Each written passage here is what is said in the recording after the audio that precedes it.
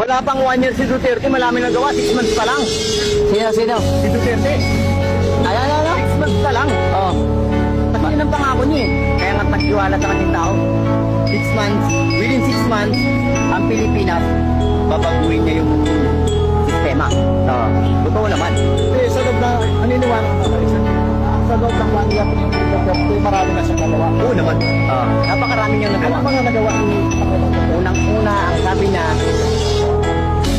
ibigay natin sa kapwa natin ang respeto. Bigyan natin sila ng respeto. Lalong-lalo na ang mga pulis. Ngayon, ang tanong ng tao, paano pagkakawala ng pulis anak at tinapa? Yan ang lisensyadong kriminal. Sabi nga nila, di ba? Pero, mangyayari yan. Totoo naman. Nangyari. Kaya, ang ginawa niya, pinahugot niya lahat ng iskalawang at pinadala niya sa amin. Duterte namin. Ngayon, iskalawag ka. Hindi ka pwede makarating sa amin. Kasi alam mo ng mga taga ng iskalawag ka nga eh. Papatay ka. So, para magkaroon ng respeto ang tao, kailangan ng iskalawag wala. Di ba ginawa niya? So, nagkaroon uli ng respeto ang tao sa pulis. Kasi nga, siyempre, sinala niya lahat eh. Panahon ni Digong. Oo. So, nandun tayong may mga puntong hindi natin malalahat. Diba? Hindi natin malalahat. Pero, disimulado sa ngayon. Sa ngayon ha, disimulado. Pwede mong respeto po. Katulad ng ano, mga banat na namaan. Pero ngayon, pare, utangin na dati hindi ako tumatakot sa pulis. Ngayon, pag dumada ng pulis, nakita ko yung uniform. Kasi nga, naranasan din nila kung ano naranasan ng ibigyan. Diba? Pero habang patagal ang pamumuno ni Bongbong Marcos, ano yung nararamdaman mo? Ano yung nakikita mo? May improvement ba or ano what? Ano yung pagkakaiba ng panahon ni Digong? Ang laki ng pinagkaiba. Kasi nung kapanahonan Sa loob ng 2 years ni Digong, anong meron? ay hindi ka pwede. Nagkaroon ng takot ang tao. Takot sa sarili na baka pag gumawa ako ng kasalanan, mamamatay ako. Yun.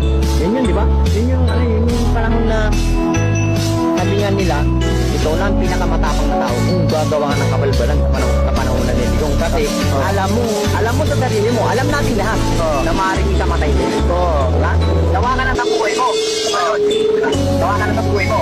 Ngayon, kaya ko nasabing nanahimik at nagkaroon na respeto ang tao. Kasi, yun nga, binigyan na agad ng pag-iisipan yung tao. Ang sabi pa nga niya, within 6 months, pati kinuhin ko ang Pilipinas. Sino pang presidente sa dita ng gano'n, kundi siya lang, ang isip tuloy na tao, balin niya. Di ba? Balin niya na tayo eh. 6 months, pati kinuhin mo ang Pilipinas. Ano na? Yung pala, may sarili siyang pamamaraan. Pero sir, naniniwala ka naman. Sa loob ng 6 months, ay nagawa na. Nagawa niya pa. Nagawa niya within 6 months. Ano yun sir? Maraming taong nangilag.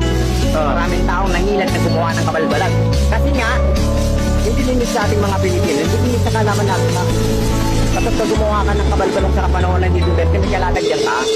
Surado yun. Diba? Ano yung inuuna niya doon sa Pilipinas? Ang inuna niya, sir, yung mga kababayan niya kasi, yung mga butante, yung dati ng inuna niya, di ba? Hindi pa sir, ang inuuna niya yung mga, hindi pa game, yung limang mga generals. Dito muna nga, yung mga kababayan mo na niya inuna niya, yung mga kung anong problema. Di ba? Kasi nga, nararamdaman niya, walang respeto ang tao sa sundalo, sa pulis, sa... Di ba? Nasa gobyerno, wala silang respeto. Dati. Hoy, dati. Hindi yun sir, binalik niya yung respeto. Oo.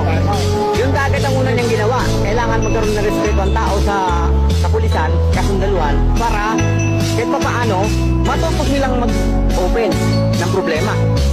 Di ba? Nagkaroon pa nga ng patalastas. Isumbong mo kay mamang pulis. Kami nang bahala. Di ba? Ngayon, ito sistemang yun, nagawa niya ng paraan ng ganung bagay. Kahit matataas na opisyal, ilalatak niya, wala akong pakailan. Di ba? Samantalang maaari niyang ikapahamak. Pero ginawa niya ng paraan.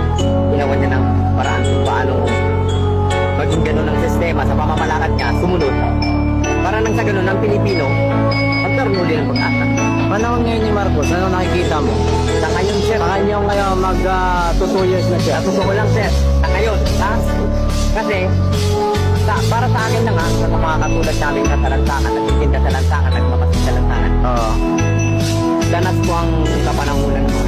diba, sa presidente. Yes. Isa lang naman ang sinasabi. Oo. Diba? Kaya sa tumakbong presidente para tulungan ng Pilipino. Yes. Diba? Natupad yun sa salita ni Duterte. Oo. Kapanahon nga ngayon, na wala na si Duterte, para sa akin hindi ko alam kung anong iisipin ng iba. Para sa akin lang, Oo. wala akong nararamdamang pagbabago. Bumalik na sa dati. Bumalik sa panahon ng Kapanahonan ng ibang presidente, hindi kay Duterte. Diba? Bumalik na sa dating kalakaran ng Pilipinas.